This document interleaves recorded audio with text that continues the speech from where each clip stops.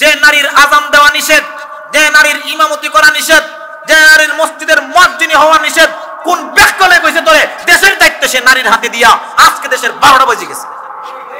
কথা কোন ঠিক কিনা? ঠিক না ভাইরা আমার? পরিষ্কার কথা বলতে চাই, যতদিন পর্যন্ত নারীকে আল্লাহ দেশ চালানোর জন্য বানায় নাই, নারীকে বানাইছে অন্য কারণে, পুরুষকে বানাইছে অন্য কারণে। পুরুষকে আল্লাহ সৃষ্টিগতভাবেই আল্লাহ রাব্বুল আলামিনের বিধান হলো তারা নেতৃত্ব দেবে, আর নারীকে আল্লাহ সৃষ্টিগতভাবেই বানিয়েছে নেতৃত্ব নেবে, মানবে, আর পুরুষ দিবে। জোরে কন্যা কথা ঠিক কিনা? ঠিক। এই কথা কি দলিল আছে না নাই? الرجال قوامون على النساء।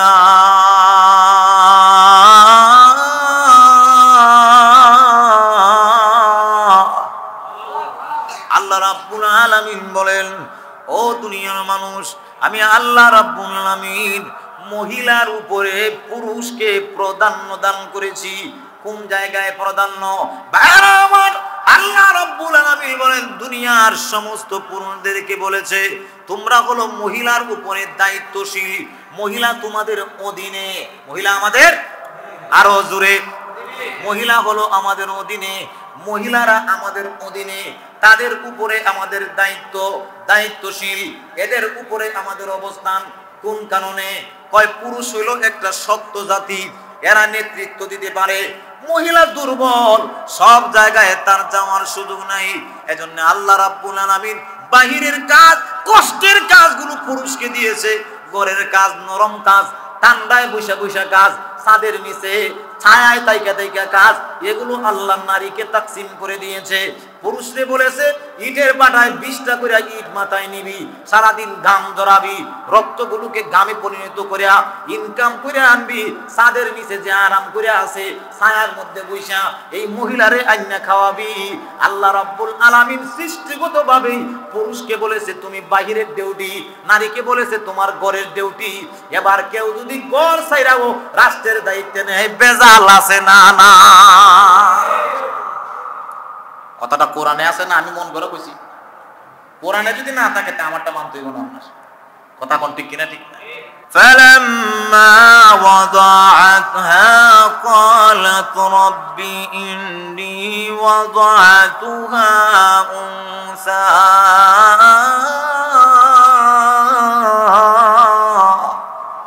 একটু জোরে কর না।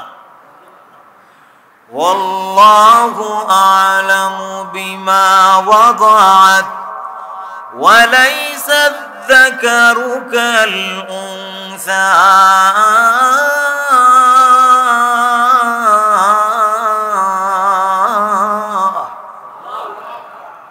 ইমরানের বিবি হাল্লা ঘরের ভিতর থেকে হঠাৎ করে কাঁদতে লাগলেন, প্রভু গো সন্তান দিয়েছেন আলহামদুলিল্লাহ, এই বয়সে সন্তান দিয়েছেন, কি শুকরিয়া আপনার আদায় করব। কিন্তু প্রভু আপনি তো জানেন আপনার সাথে আমাদের কি মান্যত আছে, ওয়াদা আছে।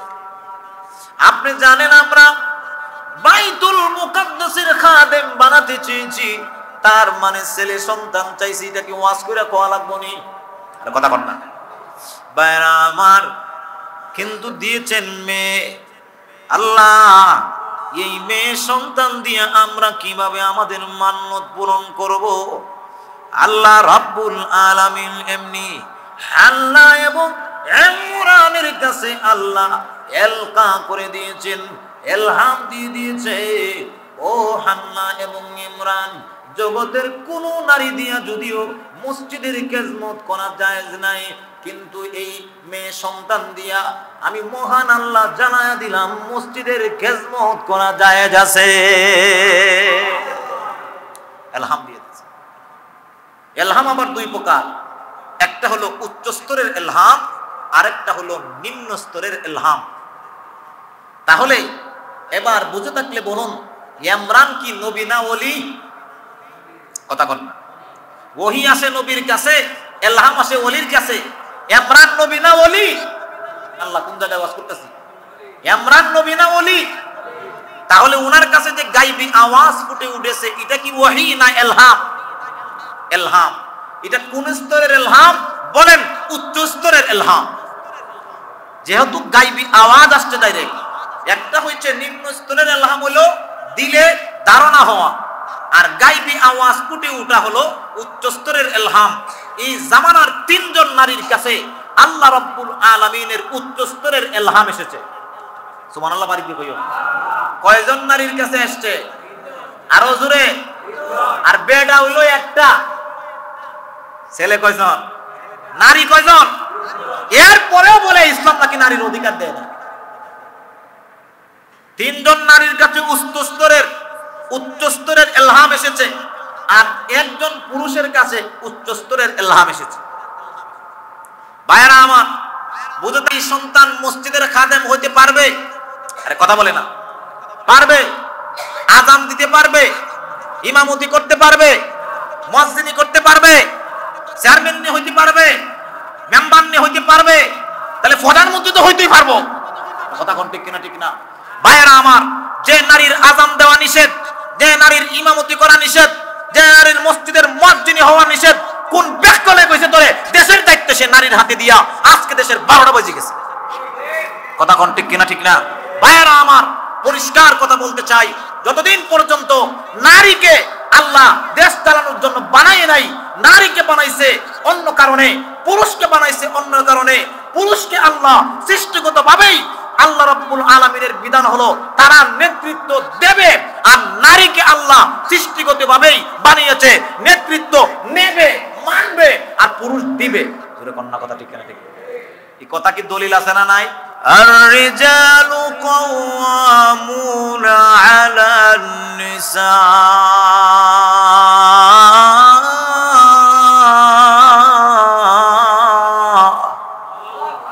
আল্লাহ রাব্বুল আলামিন বলেন, ও দুনিয়ার মানুষ, আমি আল্লাহ রাব্বুল আলামিন মহিলার উপরে পুরুষকে প্রাধান্য দান করেছি। কোন জায়গায় প্রাধান্য? আমার আল্লাহ রাব্বুল আলামিন বলেন, দুনিয়ার সমস্ত পুরুষদেরকে বলেছে তোমরা হলো মহিলার উপরে দায়িত্বশীল, মহিলা তোমাদের অধীনে। মহিলা আমাদের, আরো জোরে, মহিলা হলো আমাদের অধীনে, মহিলারা আমাদের অধীনে, তাদের উপরে আমাদের দায়িত্বশীল, এদের উপরে আমাদের অবস্থান। কোন কারণে? কয় পুরুষ হইল একটা শক্ত জাতি, এরা নেতৃত্ব দিতে পারে, মহিলা দুর্বল, সব জায়গায় তার যাওয়ার সুযোগ নাই। এজন্য আল্লাহ রাব্বুল আলামিন বাহিরের কাজ, কষ্টের কাজগুলো পুরুষকে দিয়েছে, ঘরের কাজ, নরম কাজ, ঠান্ডায় বৈশা বৈশা কাজ, ছাদের নিচে ছায়ায় তাইকা কাজ, এগুলো আল্লাহ নারীকে তাকসিম করে দিয়েছে। পুরুষরে বলেছে ইটের বাটায় 20টা করে ইট মাথায় নিবি, সারাদিন ঘাম জড়াবি, রক্তগুলোকে ঘামে পরিণত করে ইনকাম করে আনবি, ছাদের নিচে যে আরাম করে আছে ছায়ার মধ্যে বৈশা এই মহিলারে আইনা খাওয়াবি। আল্লাহ রাব্বুল আলামিন সৃষ্টিগতভাবেই পুরুষকে বলেছে তুমি বাহিরের ডিউটি, নারীকে বলেছে তোমার ঘরের ডিউটি। এবার কেউ যদি ঘর ছাইরাও রাষ্ট্রের দায়িত্ব নেয়, বেজাল আছে না? না, কথাটা কোরআনে আছে না? আমি মন করে কইছি, কোরআনে যদি না থাকে তা আমারটা মানতে হইব না। আপনার কথা কোন ঠিক কিনা? ঠিক না? তাইলে বলতেছিলাম, ইমরানের কাছে যে ওহী আসছে, গায়বী আওয়াজ ফুটে উঠেছে, এটা ওহী না ইলহাম? পিছনের বাইরে কোন না, ওহী না ইলহাম? ইলহাম। এবার ইলহাম পাওয়ার পরে প্রথম দিন তো গেল, যা এখন মরিয়ম আলাইহিস সালাতু ওয়াস সালামের ক্ষেত্রে ইমরানের স্ত্রী হান্না সন্তানের নাম রাখতেছেন। নাম রাখতেছে কেটা? বাপে নাম মায়। কথা কন না, আরো জোরে কন্যা। মায় কেন রাখতো? কারণ তুমি তো খালি বেডা মানুষ, কষ্ট করছো কম, বেডি সন্তানের পিছনে কষ্ট করছে 3টা। এজন্য আল্লাহর বিধান হইল নাম রাখার সময় মারে আগে জিজ্ঞাইতে, নাম কি রাখবো আপনার সন্তানের? সুবহানাল্লাহ কইতে পারলেন না? কষ্ট করছে বেশি, এজন্য তারে জিজ্ঞেস করতে হয় তুমি সন্তানের বাবা ঠিক আছে? মাতবরি করলেই তো না, ওরে বলবেন যে আমিও আপনি কি রাখতে চান। যদি কয় না আপনি রাখেন, আপনি যা রাখেন আমার মত আপনার মতে, তাইলে তো অসুবিধা নাই। আপনি জিজ্ঞেস করবেন, তারে জিজ্ঞেস করতে হবে। কিন্তু দেখেন এখানে আল্লাহ রাব্বুল আলামিন কোরআন শরীফে বলেন মরিয়ম আলাইহিস সালামের নাম রাখতেছেন ওনার আম্মা হান্না। কি নাম রাখতেছেন? শুধু নাম রাখেই শেষ না, দোয়াও করতেছেন। তার মানে মাতে বাবাতে নামও রাখবে সন্তানের জন্য, আরে কথা বলে না, নামও রাখবে নাকি হুজুর নেওয়া লাগবো? কথা কয় না। আনসারি নেওয়া লাগবো নি? না, তুমি তোমার বাবা, তুমি তোমার সন্তানের বাপ, তুমি তোমার সন্তানের মা, নামও রাখবাই। আর জোরে কর না। আমি আনসারি 1000 বার দোয়া করলে তোমার সন্তানের যে লাভ হবে, আপনি একবার করলে সেই লাভ হবে সৃষ্টিগত ভাবে। এখন তো হুজুররা তো বুঝুন আমাদের ব্যবসা শেষ, একটু হাদিয়ে তো বাঁচিলাম তাও বেজাল। আপনি যে কি ওয়াজ করেন মাঝে মাঝে, এগুলা না করলে হয় না হুজুর। আর হুজুর এখন কথা ঠিক কিনা ঠিক না? 1-2 জন হুজুরের বেজাল আছে না নাই? আলহামদুলিল্লাহ, আমার অসুবিধা নাই, না দিলে সমস্যা নেই। কথা কোন ঠিক কিনা ঠিক? বাইরে আমার এইবার আসেন কি বলে শুনি। فلما وضعتها قال رب إني وضعتها أنثى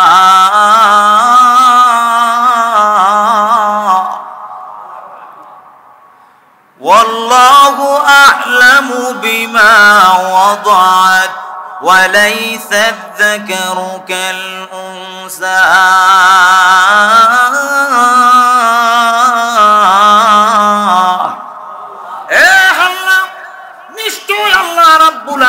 জানেন তোমাকে কি সন্তান দেওয়া হয়েছে, মেয়ে হয়েছে, এজন্য তুমি চিন্তিত হয়ে পড়েছো, টেনশনগ্রস্ত হয়েছো।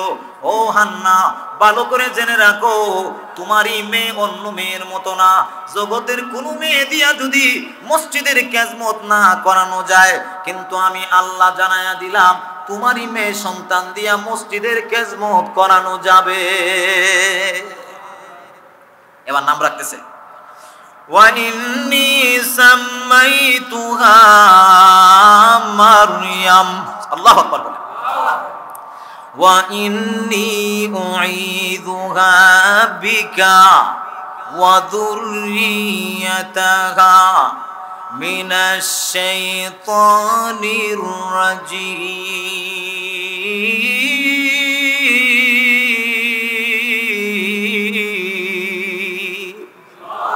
আল্লাহ রাব্বুল আলামিন বলেন, এবার হান্না নাম রাখে ওয়া ইন্নী উইদুহা, এবং আমি তার নাম রাখলাম বিকা, তোমার নাম রাখলাম, ওয়া যুররিয়াতাহা।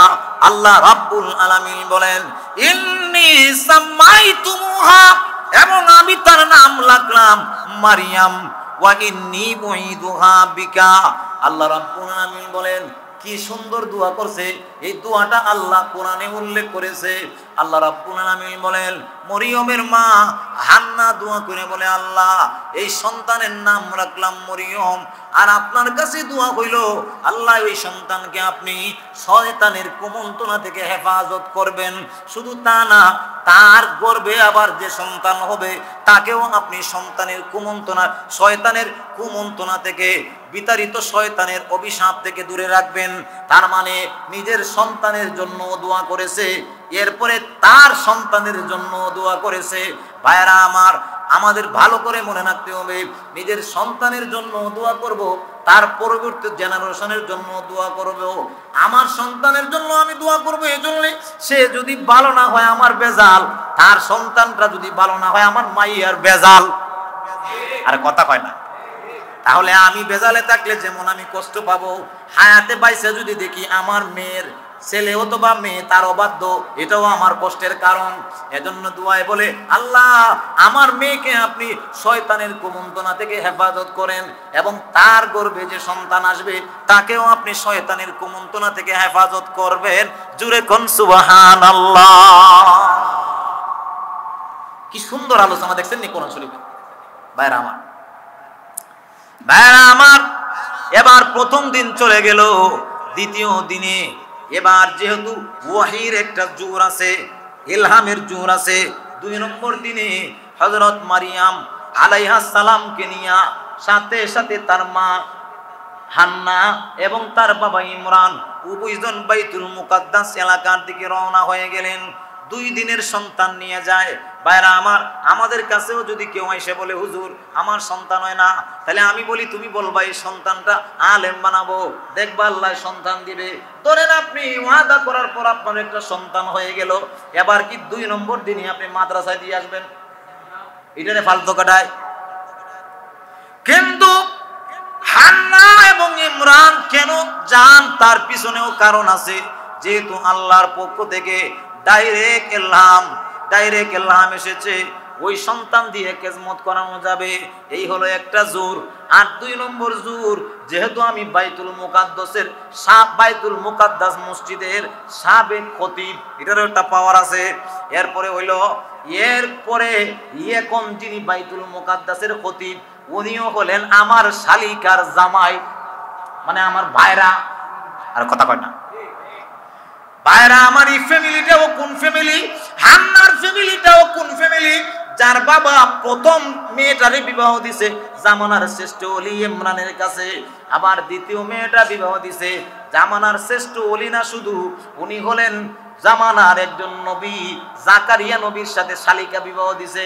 তাইলে ফ্যামিলিটাও কোন কায়দার ফ্যামিলি ভালো, কথা কোন ঠিক কিনা? ঠিক ভাইরা আমার, ওই ফ্যামিলিতে যেহেতু উনার শালিকার জামাই হলো বাইতুল মুকাদ্দাসের বর্তমান খতিব জাকারিয়া নবী, এজন্য এই জুড়ে উনি যখন গেলেন, হঠাৎ করে শ্বশুর বাড়ির মেহমান দিকা জাকারিয়া নবী আনন্দিত হইলেন। সাথে দেখেন তার বিবির বোন আসছে, এমনি ডাইকা বলেন তোমার বোন আসছে। এরপরে ইন্তেজাম করলেন, খানা দানা কমপ্লিট হলো, আনন্দে আত্মহারা শ্বশুর বাড়ির মেহমান আসছে, লম্বা মেহমানদারি হলো। মেহমানদারি হওয়ার পর এমনি ডাক দিয়ে বলে, ও জাকারিয়া ভাই, কেন আসছি জানো নি? আর একটা উদ্দেশ্য আছে। কয় উদ্দেশ্য কি? কয় উদ্দেশ্য হইলো এই সন্তানের ক্ষেত্রে আমি মান্যত করেছিলাম বাইতুল মুকাদ্দাস মসজিদের খাদেম বানাবো। সন্তান তো আল্লাহ ছেলে দেয় নাই, মেয়ে দিয়েছে, কিন্তু গাইবি আওয়াজ আমাদের কানে ফুটে উঠেছে, এই জন্য নিয়ে আসছি। এমনি হযরত জাকারিয়া নবী মনে মনে কয়, ভাইজানের বয়স তো বেশি হয় নাই, 2 দিনে সন্তান নিয়ে আসছে, তার কি মাথায় কোনো সমস্যা নেই? এমনি জাকারিয়া পয়গম্বর বলেন, ও ভাই, আপনি যে কি বললেন আমি তো বুঝলাম না, আরেকটু বোঝাই আমার। পয়গম্বর তো বেয়াদব না, সুন্দর করে বললেন যে আমার একটু বুঝাইয়া বলেন। এমনি বুঝাইয়া বলে, গাইবি আওয়াজ ফুটে উঠেছে, আল্লাহর ঘর বাইতুল মুকাদ্দাসের খাদেম বানাবো। যেই মাত্র এই কথা বলেছে, এমনি জাকারিয়া নবী বলেন, ঠিক আছে, তাহলে আপনি অপেক্ষা করেন, আমি একটু পরামর্শ করে আসি। পরামর্শ করার জন্য বাইতুল মুকাদ্দাসের ভিতরে ইমাম, মুয়াজ্জিন আর যারা খেদমতে আছে এদেরকে নিয়ে বসলেন। একটা স্পেশাল বোর্ড নিয়ে বসছেন, এই বোর্ডটা হলো ফতোয়া বিভাগ। ওই বিভাগের মুফতিয়ানে কেরামদেরকে নিয়ে বসলেন যে মহিলাকে বাইতুল মুকাদ্দাসের খাদেমা বানানো যাবে কি যাবে না। যেহেতু আল্লাহ রাব্বুল আলামিনের কুরআনের বিধান হলো বানানো যাবে না, আর ওহী কয় বানানো যাবে না, এলহামে কয় বানানো যাবে। শর্ত হইল, ইসলামের বিধান হইল ওহী আর এলহামে যদি টক্কর লাগে, ওহী তার জায়গায় বহাল থাকবে, এলহাম বাদ।